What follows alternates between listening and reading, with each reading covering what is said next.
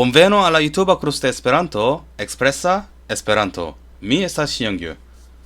안녕하십니까. 에스페란토 유튜브 강의죠. 속성 에스페란토에 오신 여러분들을 환영합니다. 저는 담당 신현규입니다.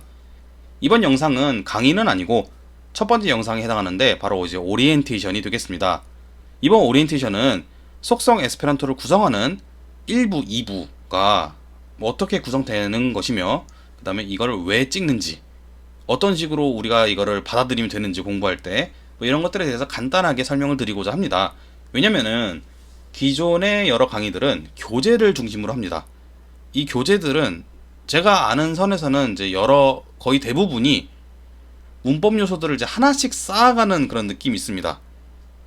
그래서 뭐 에스페란토의 뭐 어떤 품사가 어떻게 되는지 딱딱딱딱 할 수 있는, 볼 수 있는 굉장히 정리가 잘 되어 있다고 볼 수 있는데 이 속성 에스페란토는요, 그냥 빨리 여러분들 입에서 에스페란토가 튀어나올 수 있도록 하는 것을 목표로 하기 때문에, 물론 회화는 아닙니다. 회화는 따로 다뤄질 것이고, 회화 이전에 그 약간 빈도가 많이 반영이 된 거죠.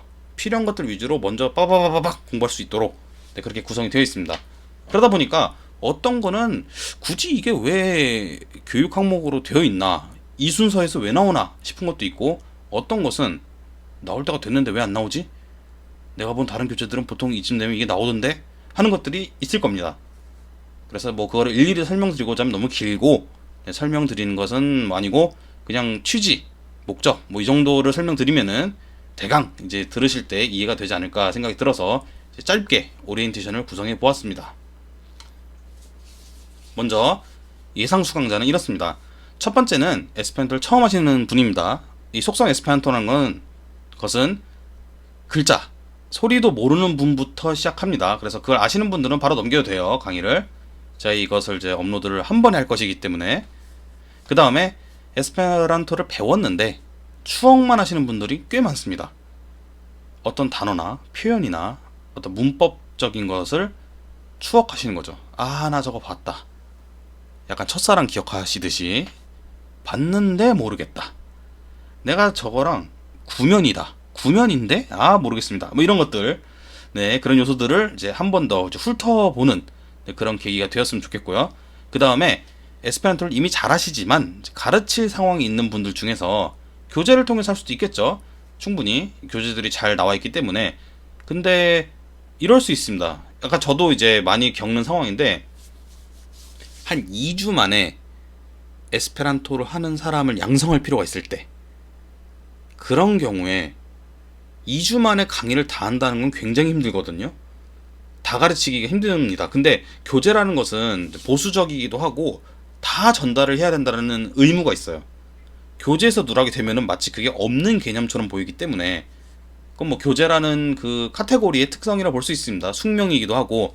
근데 이제 저는 약간 이제 속성 에스페란토는 좀 그런 굴레에서 벗어나서 좀 실용적으로 접근할 수 있겠다 싶어서, 에스페란토를 가르치되 뭐 문법을 다 할 수가 없거나, 또는 아니야 좀 애들 입 트이게 하고 싶다, 학습자들 입 트이게 하고 싶다, 뭐 이런 식으로 특수 목적으로 하시는 분들한테 좀 도움이 되길 바라는 마음이 있습니다. 마지막으로는요, 이 네 번째 유형은 에스페란토가 재미있을지 궁금하신 분들입니다. 이 유형을 에스페란토 교육계에서는 뭐 꽤 많이 저는 놓치고 있다고 보는데요. 언어를 그냥 좋아하는 분들이 꽤 많습니다. 그냥 궁금한 거예요. 에스페란토는 뭘까? 저 언어를 쓰는 사람이 있기는 한가? 근데 있는 것은 이제 쉽게 알 수 있죠. 여러 증거들이 나오니까. 그러면은 이 에스페란토에서 비교급은 어떻게 하지? 에스페란토에서 명령법은 어떻게 하지? 뭐 이런 식으로 그냥 궁금하신 분들이 있습니다.